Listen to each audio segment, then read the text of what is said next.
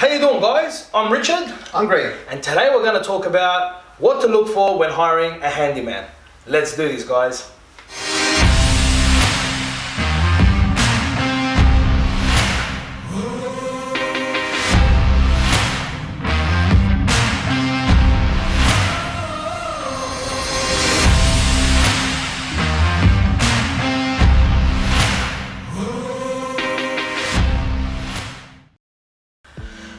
Alright guys, this topic is a topic very close to my heart.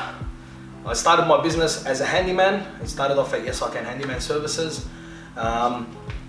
Even us as a growing business, as a rapidly growing business, we find it very difficult to find handymen that, you know, there are certain things we look for, which we're going to share with you guys today. In terms of finding someone that's multi-talented. A handyman in a sense is, you can split them up into two categories. You can split them up into the handyman or someone that just does this for a hobby, and there are certain tasks that they can do, and we'll go through that. And then there's also the handyman who has a multitude of professional skills that is capable of doing multiple things, and they come in handy in a lot of situations, right? So let's start, Greg, the handyman. So the basic handyman, the guy who doesn't need much skills, the guy who's going to charge you a very small amount of money. What kind of tasks can you do around the house without you worrying too much? Hang a gate, maybe clean the gutters out, paint a few little things, not major repaints, fix a couple of cracks.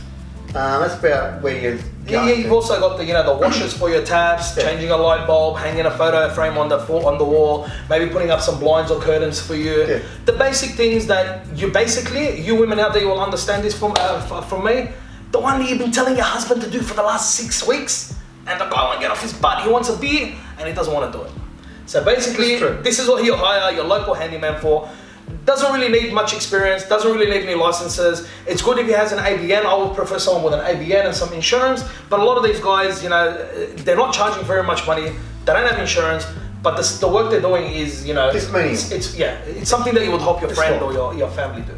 So that's out of the question. These guys, they'll be charging anywhere from, what are they charging these days? $30 to $50 an hour. Yeah. Okay, depending, and they'll usually don't go outside of their main little area.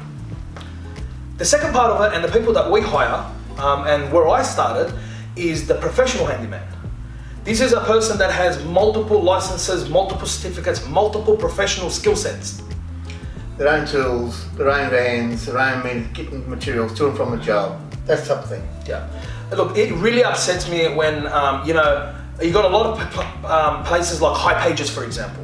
And sites similar to High Pages, like, I don't know, there are a few of them out there.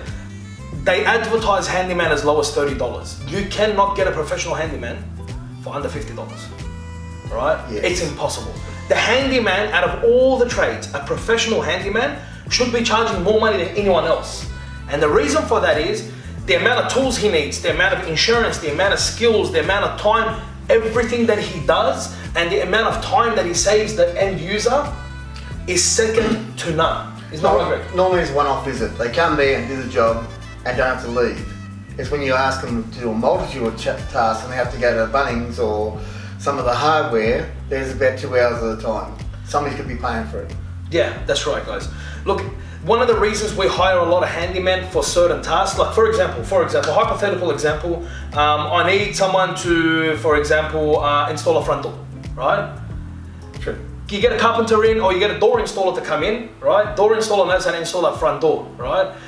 But then he gets stuck into certain situations where you might need to replace the door jamb. There might be, a little bit of brickwork that needs to be cut out. There might be a little bit of gyprocking to do on the inside. There might be little bits and pieces that need to be finalized to make this project complete.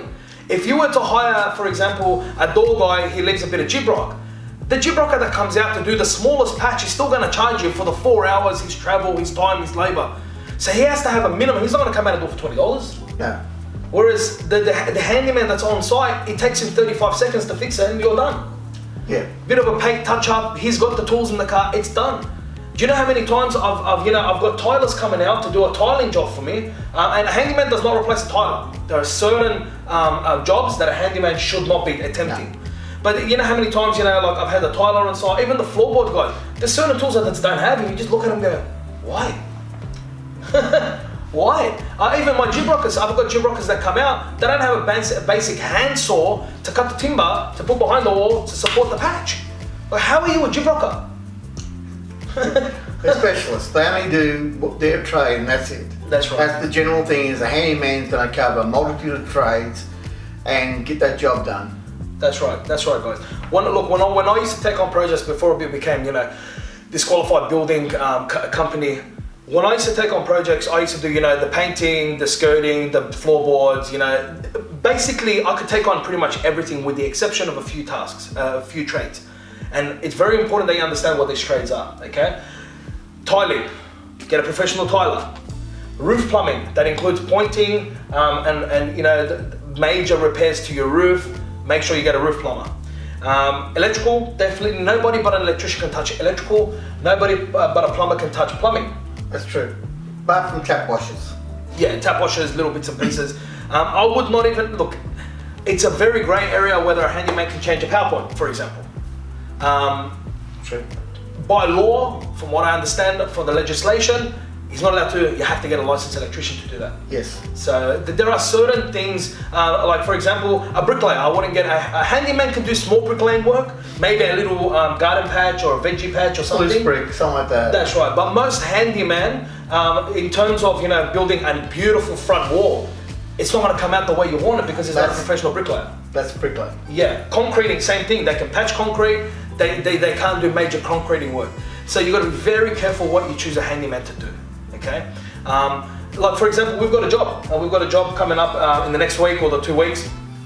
Customer's got to walk in a pantry, got to remove the existing pantry, the shelving, we've got to patch the jib rock, we've got to sand the jib rock, we've got to paint the wall, and we've got to install the new pantry that she's purchased. Ones that, with a hanging, similar to what IKEA sells. Yeah, the rail system, right? If it wasn't for a handyman or a qualified company like us, you would have someone to come out and do the strip out, you'll have a jib rocker come up and do the patching, you'll have a painter to come and do the painting, and then you'll have a handyman come and do the installation. You've got at least 3 to 4 trades that are coming out. And it's going to be astronomical. Yeah, the price will be ridiculous. So with us, we send one handyman / builder. We've got a lot of builders that, or carpenters that are handyman as well. Send them out there, spend the day, maybe a day and a half, do everything in one day, and save the customer money. We can make a little bit of money on that as well. Okay, anything you'd like to add to that, Greg? Oh, that's what handymen are for. They do generally a majority of your small jobs, but when you need multiple trades, it's going to cost a fortune. That's the whole idea of the handyman. And most of the times, you want something who's reliable. So they phone ahead, give you a time to be turning up, you arrange an appointment, they do the job, and then you got some sort of warranty on it. Yeah. Guys, look, I started as a handyman. I was doing lawn mowing as well, pool cleaning, pool maintenance. I love handyman. I have an admiration for handyman, not just because I started like this. It is very difficult. It is one thing learning how to do one trade. It's very difficult to learn how to do 50 different trades. That's true. The skill set for a professional handyman, someone that does a good job, is second to none. It's got to be the jack of all trades. Possibly not the master of none, okay? But he has to be the jack of all trades to the point where a customer is going to be happy with the results. Yeah. If you can, at least try to get someone with like a tiling license or a carpentry license or some sort of license in a specific trade. Try to get someone with insurance, public liability. I think that's important, especially for the complex tasks. Reviews, guys, look up reviews. Make sure their business is registered. Look up their ABN or ACN number. Make sure they haven't had any complaints in the past. Look across different platforms for reviews. Look at what previous jobs. Ask to speak to previous customers that they've done. That's true. Referrals, good. That's right, referrals. Guys, it's the same as any trade. Do not let your guard down, even if it's someone coming to change your light bulb. Do not let that guard down. Make sure we weed out all these people that are rotting the system, that are ripping people off, that are coming here and ruining our reputation as builders, contractors, carpenters, handymen. They're ruining our reputation, guys. So on a final note, guys, that's what you need to know about hiring a handyman. They are fantastic. Okay, do not underestimate what a handyman can do. Again, my business started from a handyman business, and we're one of the fastest growing building companies. We're one of the most qualified companies, and we can do what most people cannot. It's true. And that all came with my passion of becoming a handyman. I studied electrical engineering. I studied the Bachelor of Science, Master of Teaching, and at the end of the day, I like wearing these clothes getting my hands dirty, or not anymore. I'm a bit of a paper pusher these days. But you know, it's what I love to do. Find someone with energy and passion, and you cannot go wrong. Yeah, the job should be what you want to do, not what you're getting paid to do. Correct. Thank you guys. Look, if you have any suggestions for videos that you would like, throw them in the comments below, or you can email them to us, info@yesican.com.au. Visit our website, www.yesican.com.au. Contact us, 1-800-300-937. That's 1-800-300-YES. And guys, please, at Yes I Can, actually, you know what our original motto? Sorry guys, our original motto. If no one can. It was, our original motto was, at Yes I Can Handyman, if we can't do it, no one can. It is now, at Yes I Can, if we can't do it, no one can. And we also a customer for life. Thank you guys, and until the next video, see you then. Thanks, Greg. See you next time. Thanks, bye-bye.